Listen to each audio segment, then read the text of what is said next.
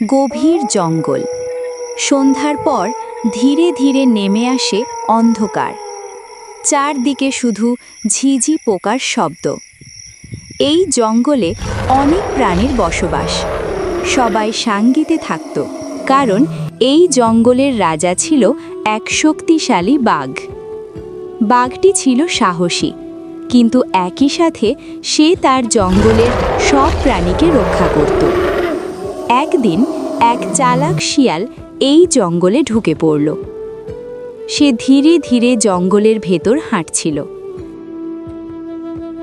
হঠাৎ সে দেখতে পেল একটি বড় মৃত প্রাণীর কঙ্কাল পড়ে আছে।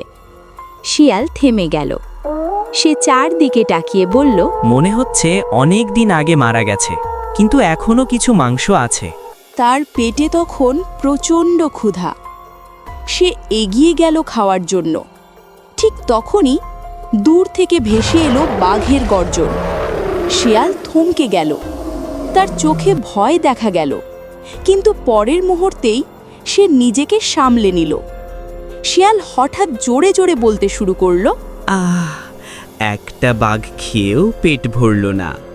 আজ যদি আরেকটা বাঘ পেতাম তাহলে ভালোই হতো। এই কথা শুনে গাছের আড়াল থেকে সব দেখছিল বাঘ। বাঘ থমকে গেল, তার মনে ভয় ঢুকে গেল। কি বলছে এটা? শিয়াল বাঘ খায়? বাঘ আর ঝুঁকি নিতে চাইল না। সে ধীরে ধীরে সেখান থেকে সরে গেল।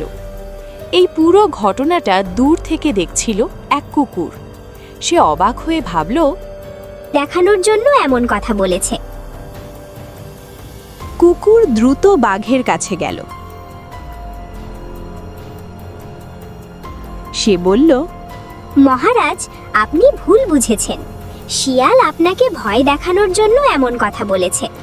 বাঘ প্রথমে বিশ্বাস করতে চাইল না। না, আমি নিজে শুনেছি। সে বলছিল সে বাঘ খায়। কুকুর শান্তভাবে, আপনি আমার সাথে চলুন, আমি আপনাকে সত্যিটা দেখাবো। কিছুক্ষণ চিন্তা করে বাঘ রাজি হলো। দুজন একসাথে আবার সেই জায়গার দিকে রওনা দিল। এদিকে শিয়াল দূর থেকেই তাদের আসতে দেখে ফেলল। সে বুঝে গেল সব ফাঁস হয়ে গেছে। তখনই শিয়াল নতুন একটা বুদ্ধি খাটালো।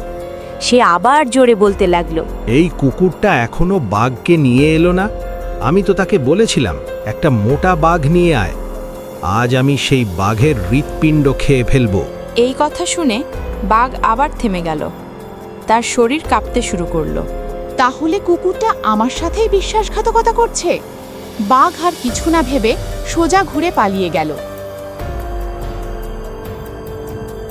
এবার সে রেগে গিয়ে কুকুরের দিকে তাকালো। তুই আমাকে ফাঁদে ফেলতে চাইছিলি?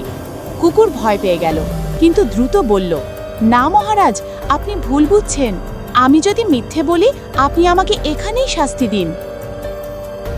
কিন্তু বাঘ আর কিছু শুনল না।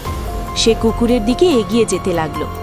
ঠিক তখনই দূর থেকে শিয়াল চুপচাপ সব দেখছিল। সুযোগ বুঝে সে ধীরে ধীরে সেখান থেকে সরে গেল। জঙ্গলে আবার নীরবতা নেমে এলো।